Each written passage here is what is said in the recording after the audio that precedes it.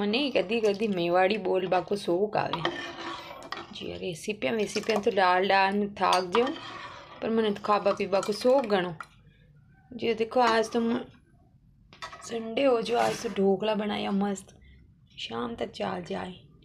पर मार्केट ने एक ढोकरो आवे छाछ लावे ऐसी बढ़िया, जो मैं क्यों छाछ ले लूँ तो थोड़ी राब बना लूँ। राब जी गाटल छाछ यानी मैं थोड़ो मक्की को आटो ना कर मैं तो बढ़िया मस्त राब बना लूँ।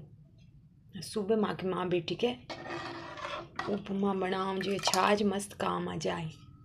मुख्य बाण थोड़ो टाइम है मारे जो वो काम कर लूँ। देखो राब कसी बने बताऊँ मैं पंजाब ने। यह होगी अपने राब मस्त रेडी। अब मैं ले लूँ इन्हें कटोरी में। हाँ खुशबू तो बड़ी अच्छी आ रही है, देखो मस्त राब है गर्मा गर्म। और क्या रेडी है राब।